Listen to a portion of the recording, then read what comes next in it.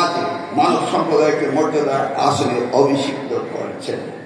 পিতা মাতার পরেই মানব শিশুর হৃদয়ে অনায়াসে শ্রদ্ধার স্থান অধিকার করে আছেন শিক্ষক বৃন্দ, মানে আপনারা।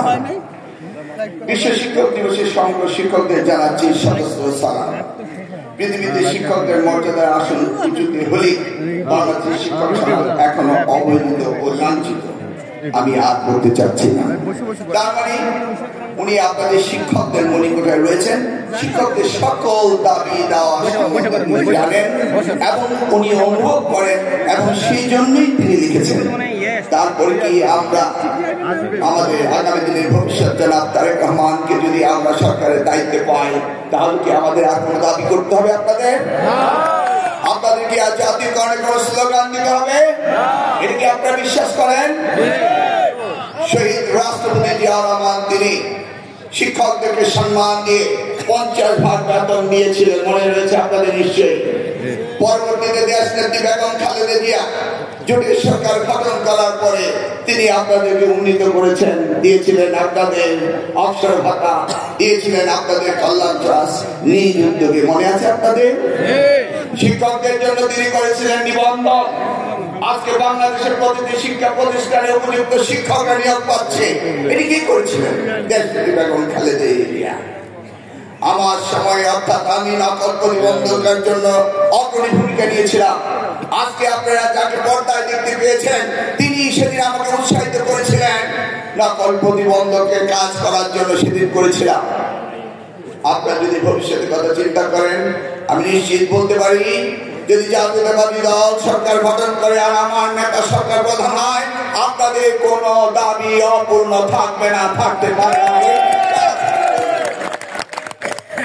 জনাব নেতা, আজকের এই অনুষ্ঠানটি পিওরলি শিক্ষকদের অনুষ্ঠান, এখানে বাইরের কেউ নেই এবং আমি বিশ্বাস করি আগামী দিনে শিক্ষকদের কোনো দাবি দাওয়া নিয়ে প্রেস ক্লাবে আসতে হবে না, ওই জল কামানা দাগানো হবে না, সেই বিশ্বাস আমাদের রয়েছে। জনাব তারেক রহমান তিনি শিক্ষাকে কতটুকু গুরুত্ব দেন সেই ছোট্ট কথাটি বলেই শেষ করে দিচ্ছি। 2015 সালে আপনারা তো জানেন আমি পিএইচডি করিনি, আমি মিলন MBA করেছিলাম new York institute of technology থেকে, ঢাকা বিশ্ববিদ্যালয়ের ছাত্র। আমার নামের আগে ডক্টর ছিল না। 2015 সালের মামলায় অতিষ্ঠ হয়ে আমি মালয়েশিয়া ইন্টারন্যাশনাল ইসলাম ইউনিভার্সিটি ভর্তি হয়েছিলাম। এখানে গবেষণা আমি নিয়েছিলাম, উচ্চ শিক্ষার উপর আমি গবেষণা করব, রিসার্চ করব, পিএইচডি করব। আমি আমার রিসার্চের প্রায় 30% শেষ করে 2015 সালে জুন মাসে আমি লন্ডনে গিয়েছিলাম আমার প্রিয় নেতার সাথে দেখা করতে। তিনি আমার উপাত্ত শুনে বললেন যে না, এটা বাদ দিন, যে শিক্ষায় থাকুন এবং আপনার থিসিস হাইপোথিসিস হবে কারিগরি শিক্ষায় বাংলাদেশে আর্থসামাজিক উন্নয়ন।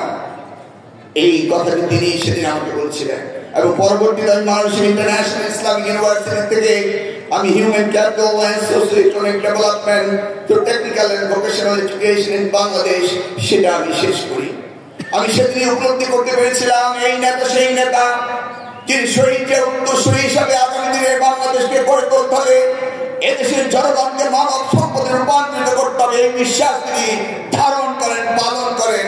সেই জন্যই তিনি সেই দিন আমাকে উপদেশ দিয়েছিলেন, যেই নেতা বাংলাদেশের জনগণের কথা চিন্তা করে, যেই নেতা আগামী দিনে শহীদ জিয়ার মতো, বেগম খালেদা জিয়ার মতো আবার জনগণের পাশে দাঁড়াবে, সেই নেতা আগামী দিনে আমাদের থাকলে শিক্ষকদের কোনো দাবি অপূর্ণ থাকবে না, অপূর্ণ থাকবে না। আমাদের সকলকে ধন্যবাদ দিয়ে শহীদ জিয়া আমল হোক, বেগম জিয়া সুস্থ হোক, তারেক রহমান দেশে ফিরুক, বীরের বেশে আপনার কাছে বিদায় নিচ্ছি। আল্লাহ হাফেজ, আসসালামু আলাইকুম। Thanks for watching this video.